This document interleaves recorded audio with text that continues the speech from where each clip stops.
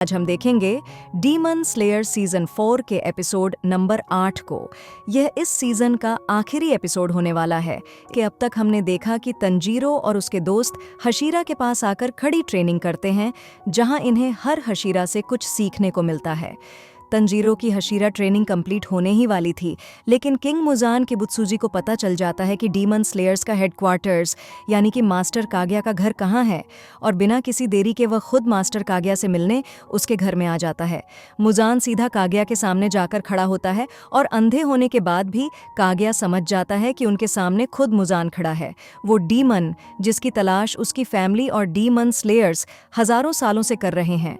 काग्या अपनी पत्नी अमाने से पूछता है कि मुजान दिखने में कैसा लगता है।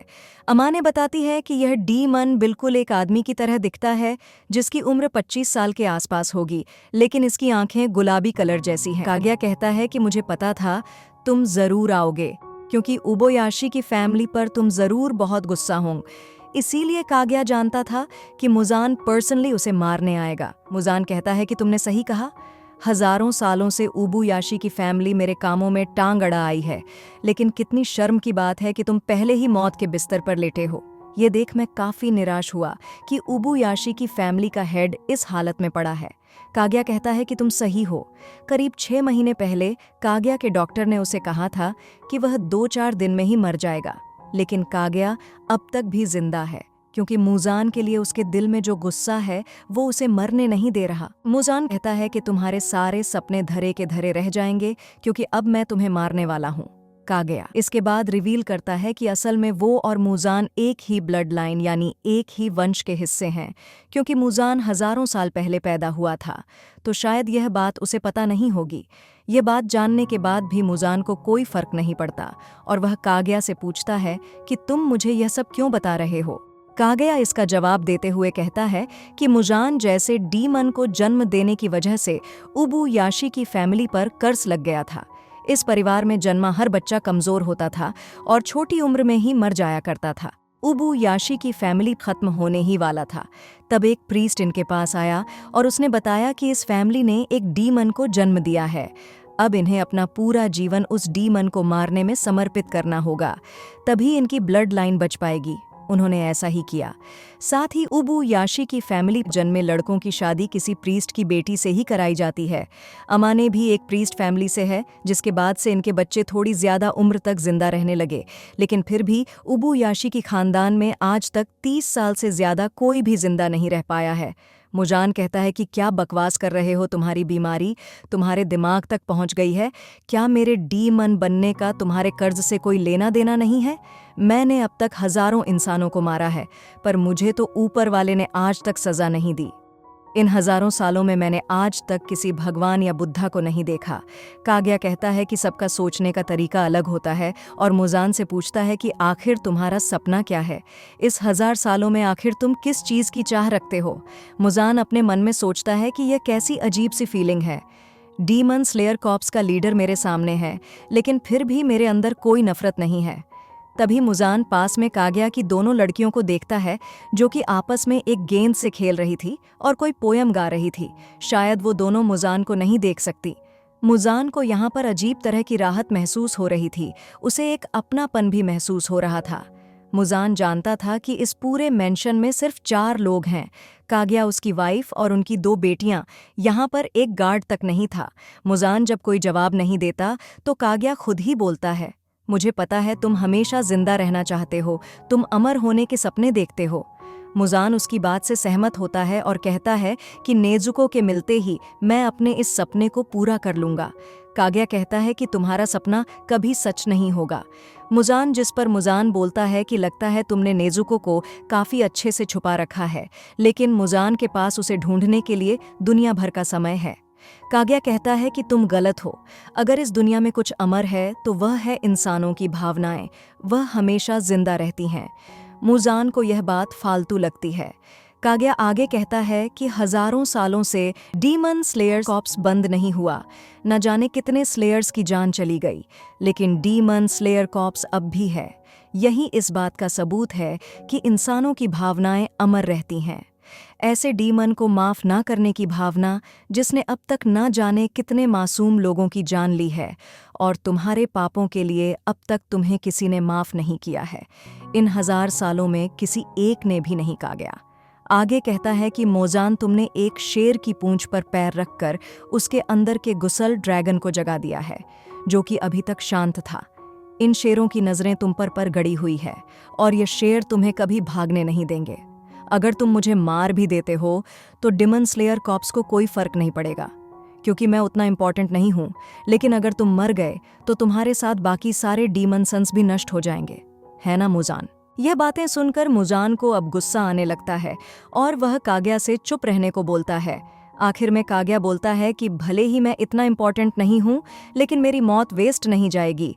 डीमन स्लेयर्स मेरी बहुत इज्जत करते हैं, खासकर हशीरा मुझे बहुत प्यार करते हैं, और मेरी मौत से वह लोग पहले से भी ज्यादा मोटिवेट हो जाएंगे। मुजान काग्या से पूछता है कि तुम्हारी यह बकबक खत्म हुई कि नहीं, और वह अपने पंजे से काग्या को मारने के लिए तैयार हो जाता है। काग्या कहता है कि उसकी बात पूरी हुई। उसकी बात इतनी देर तक सुनने के लिए काग्या शुक्रिया भी करता है। इसी समय कासुआ क्रोज ने चारों तरफ इमरजेंसी अनाउंसमेंट कर दी थी कि उबयाशी की रेसिडेंस पर अटैक हुआ है। जल्दी चलो। सभी यह खबर सुनकर डर गए थे और पूरी तेजी से भाग रहे थे, और सबको अपने मास्टर की चिंता हो रही थी। पिछली जो हशीरा मीटिंग हुई थी उसमें सानेमी ने कहा था कि मास्टर काग्या अकेले रहते हैं, उनकी सुरक्षा के लिए कम से कम 2 हशीरा को उनके साथ रहना चाहिए। ग्योमी कहता है कि जब से वह हशीरा बना है वह भी मास्टर से यही सवाल कर रहा है, लेकिन उन्होंने सुरक्षा लेने से हमेशा मना ही किया है। उनका मानना है कि हशीरा ज्यादा कीमती होते हैं और उनका इस्तेमाल पर्सनल गार्ड्स की तरह नहीं किया जाना चाहिए। शिनोबू बताती है कि उसने सुना है कि इतिहास में किसी उबू याशिकी के हेड ने कभी कोई गार्ड नहीं रखा है। अब सभी मास्टर की चिंता करते हुए उनके मेंशन की तरफ भाग रहे थे। इधर इससे पहले कि मुजान काग्या को मार पाता, अचानक मेंशन के नीचे एक बहुत ही बड़ा धमाका होता है। एक पल में पूरा मेंशन तबाह हो जाता है। सनेमी और बाकी हशीरा इस धमाके को देखकर दंग रह जाते हैं और डर जाते हैं। वहीं तंजीरों को जले हुए खून और मांस की बदबू आने लगती है। मुजान खुद भी इस धमाके की चपेट में आ गया था और उसका आधा शरीर जल चुका था, लेकिन वह जल्दी से अपने शरीर को रीजन करने लगता है और काग्या को गाली देते हुए कहता है कि अपनी निर्मल बुद्धा जैसी मुस्कुराहट के साथ भी उसने खुद को इस धमाके में उड़ा दिया। उसने अपनी बीवी और बच्चों के बारे में भी नहीं सोचा। मुजान ने काग्या को कम समझा था। मुजान जानता था कि उसके लिए यहाँ कोई जाल बिछाया गया होगा, लेकिन इतना बड़ा ट्रैप तो उसने भी नहीं सोचा था। धमाके में ढेर सारे स्पाइक्स भी मिलाए गए थे, जिससे मुजान की हीलिंग को जितना हो सके उतना धीमा किया जा सके, जिसका मतलब है कि खेल अभी खत्म नहीं हुआ। काग्या ने और भी कुछ सोचा होगा। मुजान सेंस कर लेता है कि हाँ, हशीरा उसकी तरफ बढ़ रहे हैं, मगर मुजान को उनसे खतरा नहीं है। उस कमीने इंसान ने खुद को चारे की तरह इस्तेमाल किया है। उसने सारा गुस्सा और नफरत अपने दिल में दबाए रखा और मुजान को भनक भी नहीं लगने दी। इतनी कम उम्र में ऐसी खूनी सोच काबिले तारीफ है। क्या उसकी पत्नी और बच्चों को इस प्लान के बारे में पता था? खैर, मुजान अब शांत रहकर अपने शरीर को रीजन करने में फोकस करता है, लेकिन तभी उसके चारों तरफ कुछ ब्लड सीड्स आ जाते हैं। मुजान समझ जाता है कि यह जरूर किसी का ब्लड डिमन आर्ट है। इन सीड्स में से ढेर सारे स्पाइक्स निकलते हैं जो कि मुजान के शरीर को जकड़ लेते हैं। मुजान अब पूरी तरह फंस गया था, लेकिन वो स्पाइक्स को एब्जॉर्ब करने लगता है। अचानक ही तमायो यहाँ आती है और मुजान के पेट में अपना हाथ घुसा देती है। मुजान को समझ नहीं आता कि तमायो कहाँ से आ गई। तमायो बताती है कि यह ब्लड सीड्स उस इंसान का ब्लड डीमन आर्ट है जिसे मुजा ने ऐसा गुस्सा में डीमन में बदला था, और तमायो ने खुद को योशी के तालिस्मान से गायब किया हुआ था। मुजान सोचता है कि ये औरत आखिर यहाँ आई क्यों है। मुजान अब तमायो का हाथ भी एब्जॉर्ब कर लेता है और तमायो बताती है कि उसने अपनी मुट्ठी में एक दवाई रखी हुई थी जो कि डीमन को वापस इंसान बना देती है। मुजान कहता है कि ऐसी कोई भी दवाई नहीं होती है, जिस पर तमायो कहती है कि किसी से मदद लेकर उसने यह दवाई हाल ही में बनाई है। मुजान अब तमायो का सिर पकड़ लेता है और कहता है कि उसे मुजान से नफरत करने का कोई हक नहीं है। तुमने खुद ही अपने पति और बच्चों को मारकर खाया था। मैंने तो बस तुम्हारी मदद के लिए तुम्हें डीमन में बदला था। तमायो रोते हुए कहती है कि अगर उसे पता होता तो वह कभी डीमन नहीं बनती। वह तो बस अपनी बीमारी से बचना चाहती थी ताकि अपने बच्चों को बड़ा होते देख सके, लेकिन मुजान के उसे डीमन बनाते ही उसने अपनी फैमिली को मार दिया। मुजान कहता है कि तुमने उसके बाद भी कई इंसानों को मारा है और उन्हें खाने में तुम्हें बहुत मज़ भी आता होगा। तमायो कहती है कि हाँ, उसने कई लोगों को मारा है और अपने उन पापों के प्रायश्चित के लिए आज वो भी मुजान के साथ यहीं मरेगी। इसके बाद तमायो चिल्लाते हुए कहती है, ग्योमी अब तुम्हारी बारी। इसके बाद हम ग्योमी को देखते हैं जो कि पहले से ही यहाँ आ चुका था और वो भी योशी के तालिस्मन से छुपा हुआ था। ग्योमी ने चैन वाले हथियार को जोर से घुमाता है और उसके एक ही वार से वो मुजान के सिर के टुकड़े टुकड़े कर देता है। एक फ्लैशबैक में गोमी बताता है कि जब वो 18 साल का था तब उसकी मुलाकात मास्टर काग्या से हुई थी और वो तब सिर्फ 14 साल के थे। ग्योमी को इस बात से काफ़ी हैरानी हुई थी कि काग्या उम्र में उससे भी छोटा है। काग्या ग्योमी से कहता है कि मैं जानता हूं कि तुम खूनी नहीं हो और तुम सबकी सुरक्षा करना चाहते हो। यह सुन ग्योमी घुटनों के बल बैठकर रोने लगता है। ग्योमी बताता है कि काग्या उस समय भी वही बात करते थे जो कि लोग सुनना चाहे। जब काग्या से आखिरी मुलाकात हुई थी तब काग्या ने यह मुजान के पास आ जाएगा और काग्या चाहता था कि उसे चारे की तरह इस्तेमाल करके ग्योमी उसकी गर्दन उड़ा दे। ग्योमी पूछता है कि उसे कैसे पता कि मुजान आएगा जिस पर, तो बस उसकी इंस्टिंक्ट है। ये रिवील होता है कि उबुआसी की फैमिली के पास कमाल की इंस्टिंक्ट होती है जिसे फोरसाइट भी कहा जाता है, यानी कि उनके पास फ्यूचर देखने की एबिलिटी होती है।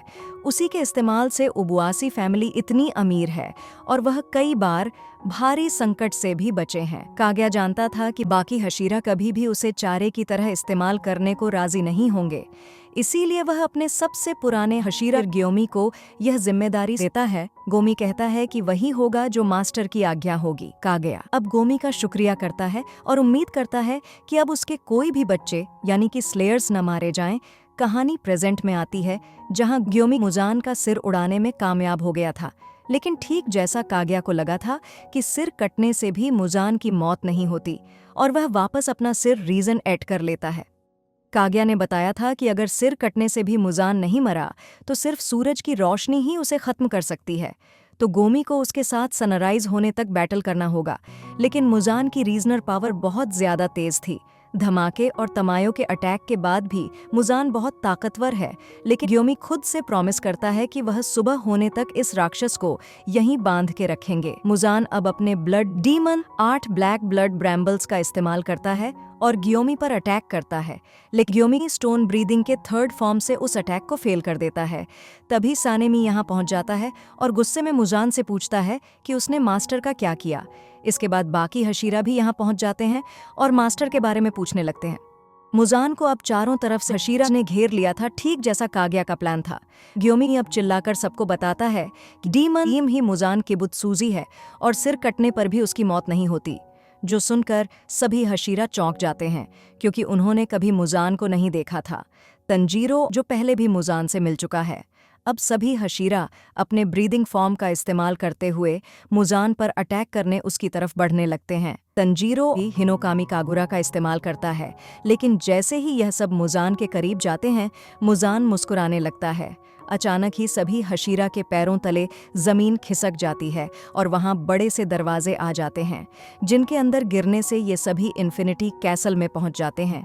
सिर्फ हशीरा ही नहीं, जो कि अपनी शूटिंग प्रैक्टिस कर रहा था, इनोसुके जो कि खाना खा रहा था, और बाकी सभी डीमन स्लेयर्स इन्फिनिटी कैसल के अंदर जा गिरते हैं। कासुगई क्रोज उड़ते हुए देखते हैं कि यह जगह खत्म ही नहीं हो रही थी। इनोसुके तो यहाँ आकर खुश हो जाता है और लड़ने को तैयार भी हो जाता है। बाकी सब डरे हुए थे। अगर कोई डरा हुआ नहीं था तो वो था जेनित्सु, जो कि चेहरे से बहुत सीरियस लग रहा था।